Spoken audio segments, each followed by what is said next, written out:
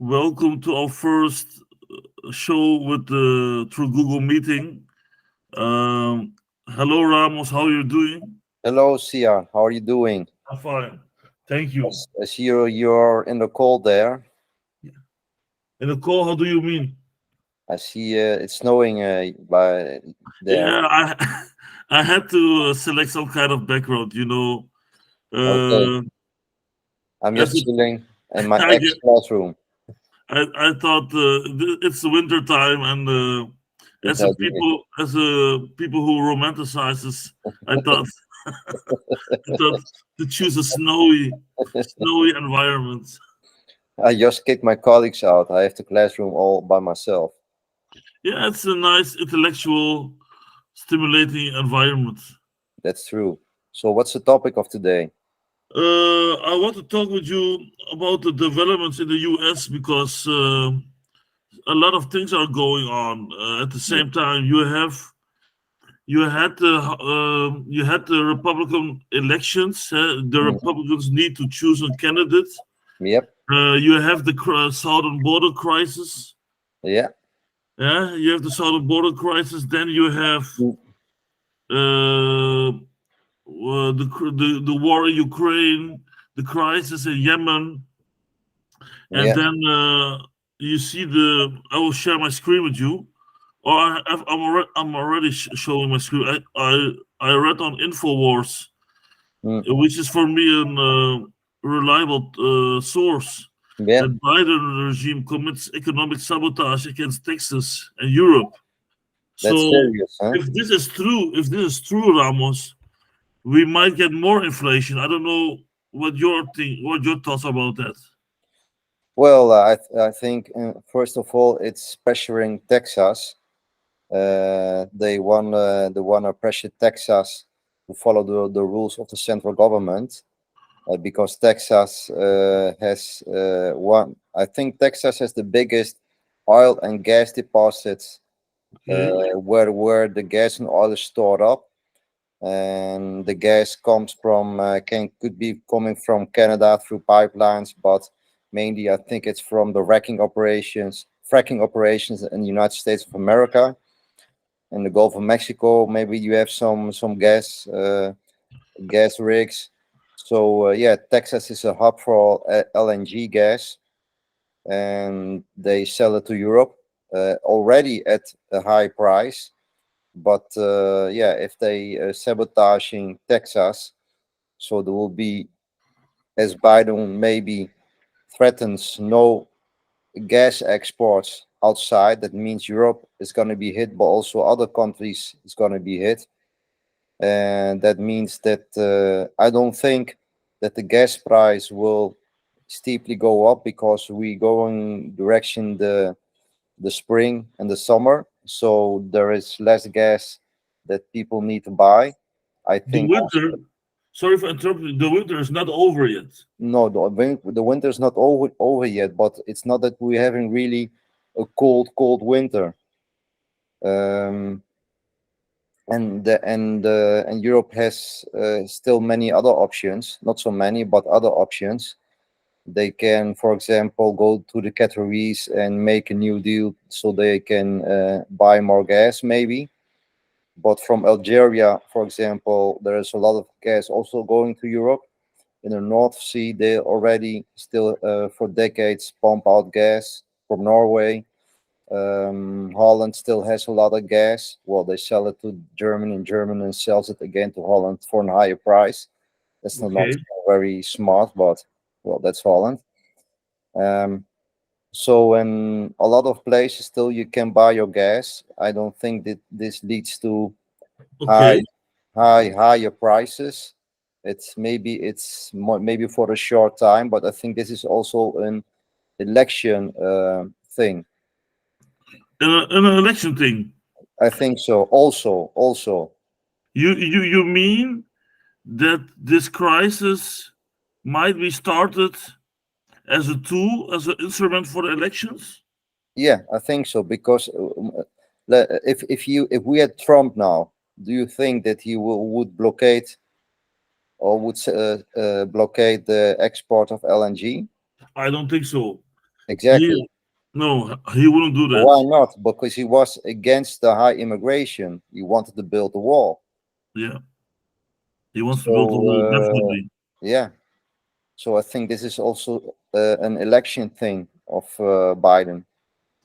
Um, we had a discussion before, and I want to repeat the discussion because we hadn't that discussion at the video now.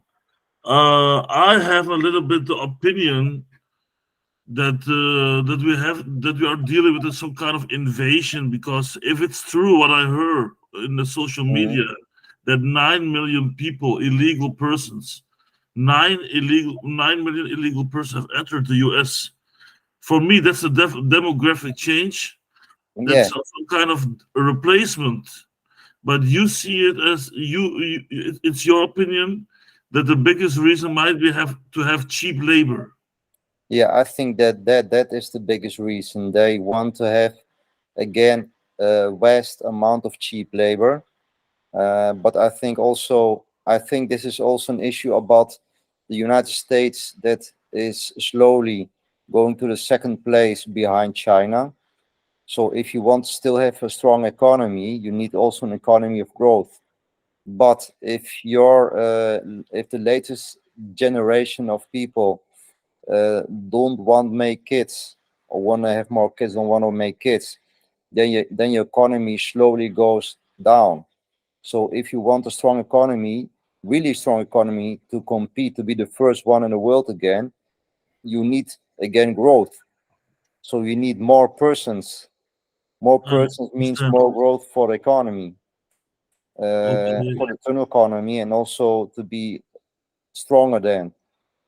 Um, I read that 25 states in the or so around 25 states in the United States have joined Texas, Mm. support Texas. They will they will offer their national guards to Texas. Could you perhaps tell me what the National Guard is? Is that the army of those states? What I can understand that at the beginning of the creation of the United States, each state had its own military. That's how you can define it. Then later, when they centralized it all, the National Guard had become more like a sort of tradition.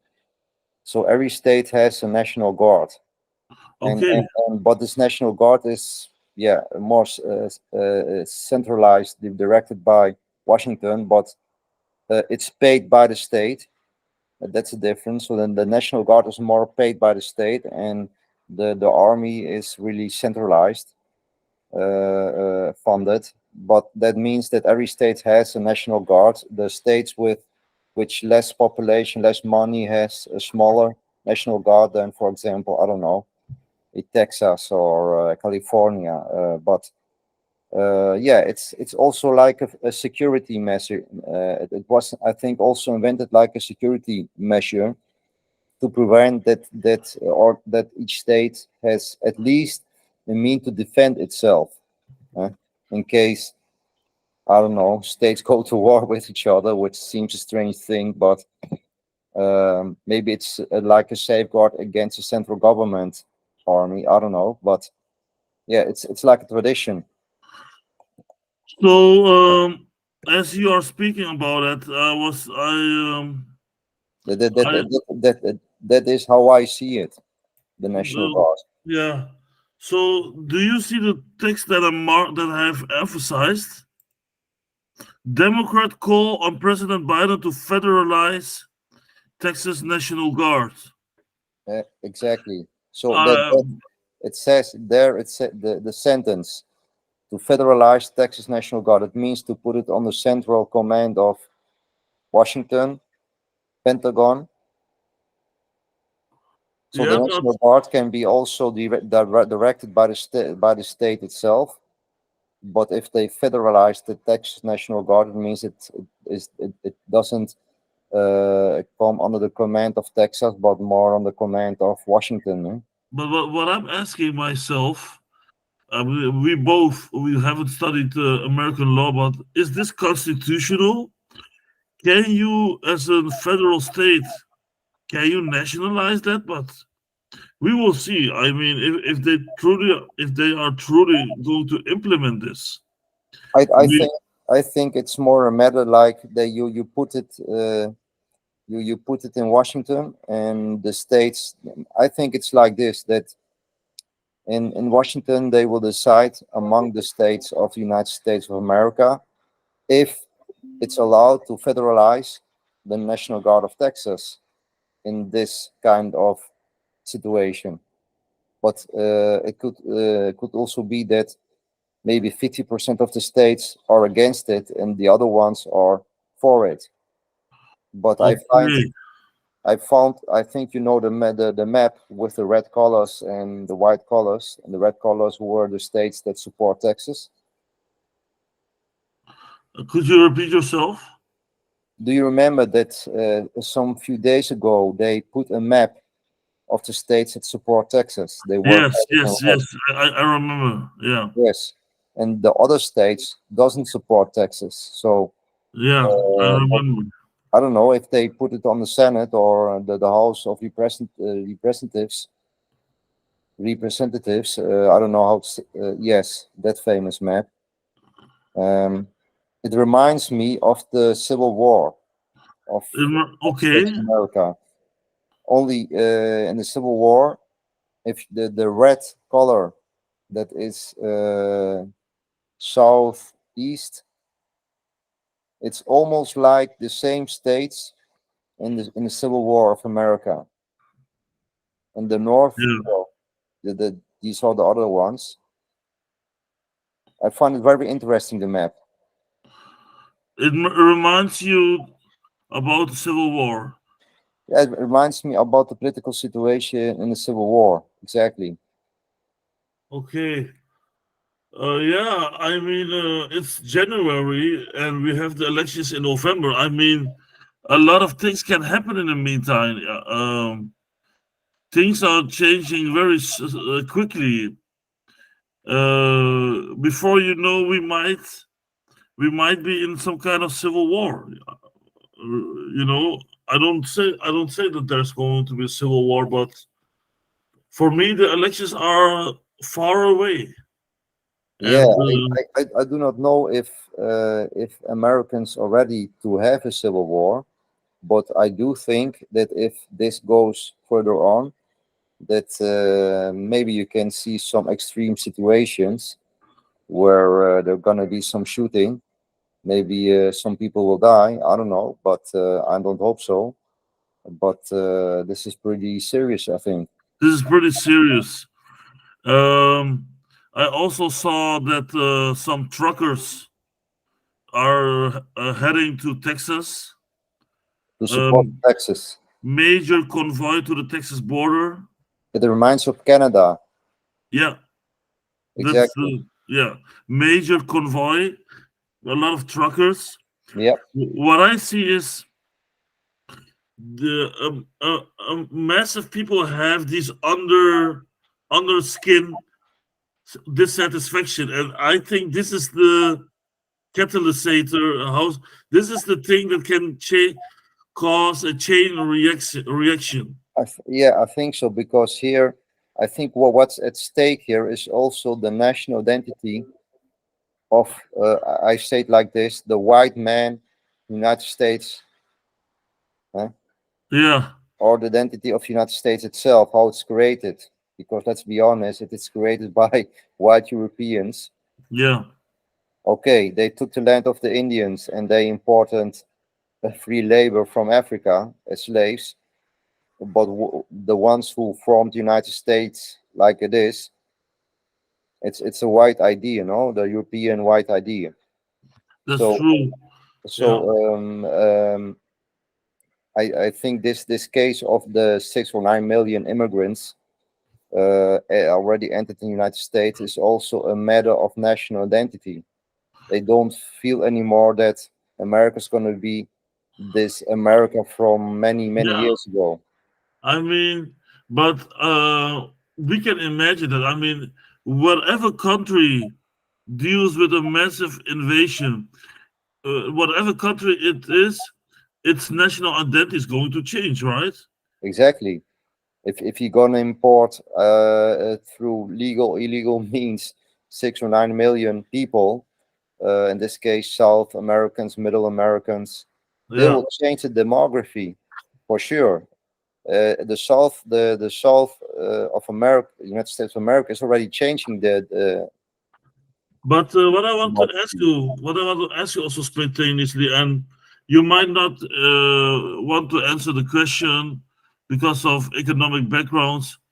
Could it be that if Biden is going to send some troops, that the Federal Reserve will print more money as it is doing now? I mean, a lot of money is being printed for Ukraine.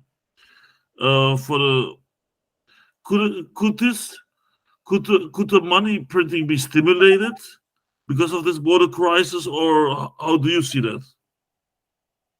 I What I understand about the economy of the last years is that they start to print more money, because already there's always money printing, but they start to print more money when there is an economic crisis, or like the example of Ukraine. Well, let's print money for Ukraine.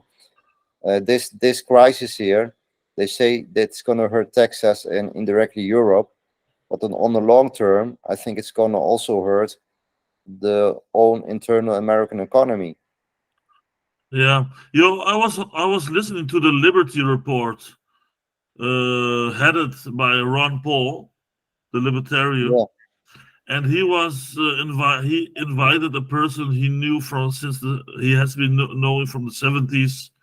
He was the invited person was also a member of Congress in the 70s, and he said that he has published a book about Trump with the title "Trump's War on Capitalism." Hmm. Um, I'm curious about that because I had the impression that Trump was more pro-capitalist, but probably with the beginning of the Corona crisis, COVID crisis, and with the lockdowns, I guess that Trump started to print a lot of money. Um, Well, it's not Trump. It's the Federal Reserve. Well, it's government that needed more money, and then it's going to bang the door of the Federal Reserve and says we need more money as a government. And the Federal Reserve's the job of the Federal Reserve is to keep inflation to a normal point, and well, make the dollar strong, and well, that's it. But if the government needs more money and is pressuring the Federal Reserve, I make an example now, then they have to print more money yeah, to save the economy, yeah, to save the economy. Yes.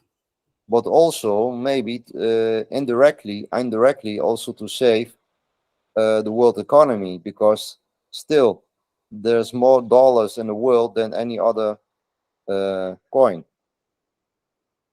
Maybe the Chinese have more of its own money, but it's not international. Huh? It's still Okay. the main fiat currency. You Uh, know, okay, it is still the main fiat currency. yes, Okay. So the BRICS are just beginning, I guess, with their system. yeah, it's the BRICS is, I think, the BRICS. I see the BRICS like the evolution to a new system. And Okay. it doesn't mean that the dollar will go away, but the dollar won't be that important anymore. It's going to be one of the main fiat currency, but then in digital form, like the other ones. So uh, Okay. and it's going to be backed on a different way. My guess is that they don't gonna back it anymore totally on the petrodollar, on petrol. Huh?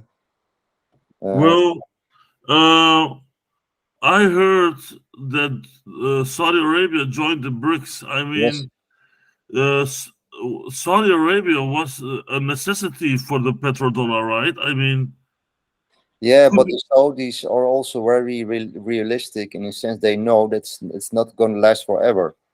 Any main currency only has lasted about 100 years. So the dollar is on its ending days as a world currency. The Saudis know this, and they want to diversify. And they know also they not cannot only survive on selling oil. That era is gonna be over. If you see okay, if you see the apparently, yeah, if you see the investments that Saudis make in their own country in the developing railways to their industrial investing mines. They're investing in mines in Saudi Arabia itself. So the diversifying their portfolio on exports, not only on oil and gas, also on apparently, oil. apparently, my reasoning was wrong. I thought the joining, the fact that Saudi Arabia joined the BRICS is the end of the petrodollar. But if I'm listen, if I listen to you, it's not the case. No, I think it's what they want. They don't want anymore to be that dependent on the petrodollar. Why? Because the United States is not anymore the predominant actor in the world. And a country like China, for example, is going to be, in I don't know, and maybe in 10 years, going to be the main actor. But also together with other countries in the world, other countries also are developing, growing. So it's not only anymore the United States, but Europe that dominates the world through economy and industry. From my side, we have discussed enough about the topic. We are going to talk about this topic definitely in the next months because Good. we have the elections, and it will be a very dynamic year. Are there some points from your side that you want to mention? Well, yeah, I, I think that if Trump wins the elections, then I think we're gonna have an economic crash. Economic crash. If Biden wins the elections, maybe they're gonna kick the can further on the road. Okay, let's explain Because that then. what I find it so strange that 4 years of Biden, and it makes no sense that the economy that hasn't crashed, is I think to keep to keep the can kicking on. But what I mean by that is that Biden, we know who Biden is, we know who Biden caters to. eh? Yeah, So, well, why on behalf of Biden we let the economy crash? No, that's not possible. But Trump, if he wins with its rhetoric and the people behind him that are anti-globalist and are so pro pro national America, uh, yeah. from the inside. Yeah, well, we have to break that, So if Trump wins, I think we're gonna have a major crash because Ah, interesting. So four what you're years Trump, saying, 4 years Trump has to be total destruction. so So what the you're people, saying, if Trump will be elected, some actors, some global actors will harm the American economy on purpose. I think so that they will create a situation that it will harm the economy, a crash, and then the people will look at 4 years Trump, the president who wrecked the economy. Okay. Well, you said that the economy hasn't crashed with Biden, but every person in Europe, in the Western world, who goes to the groceries perceives inflation, Yes. and life has been much more expensive since several years. Maybe you are right according to the official dictionary that don't have a severe recession, but the people are having more issues, financial issues Yeah, I in the think I think US. I think the inflation is much harder in Europe than in the United States. Um, the main problem of Europe is really one word: demography of age.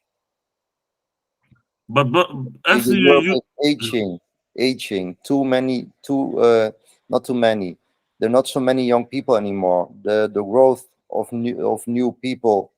They also think that mass immigration should be the answer, but uh, it's not going to save Europe. And the United no, States no. still has potential for growth, but Europe is really, in my opinion, gone. It's gonna die slowly. Uh, Okay, but what I also want to mention is what I noticed since I watch every day to American alternative media, and what my perception is, it's not the inflation that hurts them the most. It's this massive demographic change, this massive invasion, which will change the national identity forever, perhaps.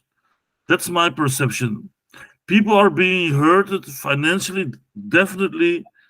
It's very bad, but the crisis at the southern border is what hurting the most people. I think I see it like this. It hurts a certain type of people. The type of people that is gonna be hurt, already hurt for many years, many decades. All these people could be, they are predominantly white, White also Christians. also some blacks, of course, Mhm. that have worked in this, let's say, blue collar jobs. That means factories, building, construction. This jobs where where a person with low education could be proud of being part of America by working, constructing America. Building up America. I think these people are the ones that are really hurting to see what's happening at the southern border. Of course, if you take the people who live in these big cities and indulge and enjoy themselves of the new world that is offering, but concretely they do nothing, only that entertainment, and they don't concretely do something useful. You know what I mean? Only with abstract ideas and thinking you can create a society. These ones, they like this kind of immigration because they think, well, America is a land of immigration. Yeah, you're true, but we have to see also what kind of immigration do you want. Yeah, definitely. So Ramos, I think that we had a nice first. How's it said in English? First broadcast with So this new the with 30 minutes are over. Okay. yeah, maybe we can continue, but I don't want to risk being interrupted, being ended spontaneously. I need to do some research about the capacities of my subscription. Okay. But we had a No problem. nice first broadcast, and we will come back with our investment subjects. And like I said, we will definitely address the United States more often. So I want to thank you for your information, Ramos, Yes, sir. Thank you also for your own insight. and I would say see you then. See you the next time. See you next Bye. time.